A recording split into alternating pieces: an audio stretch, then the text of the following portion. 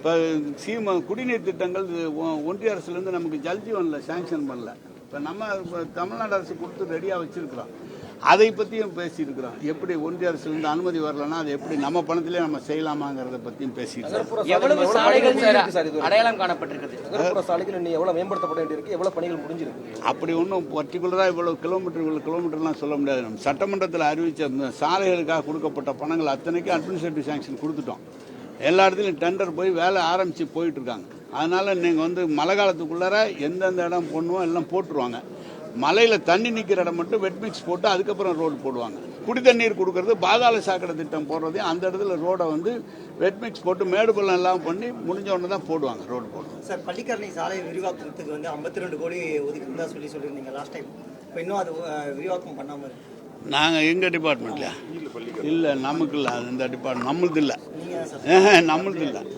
நம்மளது இல்லை பள்ளிக்கரணை. அதான் வணக்கம். பாரு, நகராட்சி நிர்வாகத்துறையில் 2566 காலி பணியிடங்களுக்கு டிஎன்பிசி மூலமா ஆட்களை தேர்வு செய்யாம அண்ணா பல்கலை மூலமா தேர்வு செய்வதற்கு அண்ணன் அன்புமணி குற்றச்சாட்டு வச்சிருக்காரு. அவர் நாங்கள் அண்ணா பல்கலைக்கழகம் மூலமாக பரீட்சை வச்சு தேர்ந்தெடுக்கப்பட்டு அவர்களுக்கு பணியாணை வழங்கும் போது நீதிமன்றத்தில் போய் தடையாணை பெற்று அது கொடுக்க முடியாமல் இருந்தது. உச்சநீதிமன்றம் இப்போ எங்களுக்கு கொடுக்க சொல்லி தடையாணை வருகிற இன்னும் ஒரு 10 நாட்களுக்குள்ளாக மாண்பு முதலமைச்சர் அவர்கள் 2566 பேருக்கு பணியாணை வழங்குவார். இதே மாதிரி டிஎன்பிஎஸ்சிலையும் எடுத்திருக்கோம். டிரான்ஸ்போர்டு மெட்ரோலாம் எவ்வளோ கேட்குறாங்களோ எங்களுக்கு கிட்டத்தட்ட 200-300 பேர் அவங்க கொடுத்துருக்காங்க. எங்களுடைய ஃபுல்ஃபில் பண்ண முடியல, அதனால தான் இதை எடுத்துருக்கிறோம். சரி, அது ஒன்று டிஎன்பிஎஸ்சியை விட கடுமையான எக்ஸாம் வச்சு தான் எடுத்துருக்கு.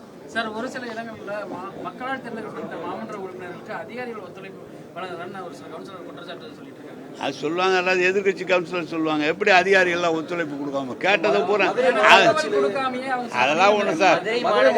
வரி வசூல் பண்றதுல முறைகேடு நடந்திருக்குது அப்படின்னு சொல்லி எதிர்கட்சி தலைவர் எடப்பாடி பழனிசாமி பல குற்றச்சாட்டுகளை வச்சு அவர் காலத்துல நடந்ததெல்லாம் சொன்னா நீங்க இன்னைக்கு சாயந்தரம் வரைக்கும் சொல்லுவாங்க. அதெல்லாம் ஒண்ணும் இல்லை, எல்லாமே முறைப்படி நடந்துகிட்டு இருக்கான். அதிகாரிகள் தேர்ந்தெடுக்கப்பட்ட பிரதிநிதிகள் அதிகாரிகளை கூப்பிட்டா அவங்களுக்கு மரியாதை கொடுத்து பண்றான். செய்ய முடியாத செய்யினா எந்த அதிகாரி செய்வாங்க? செய்ய முடியாதுல்ல.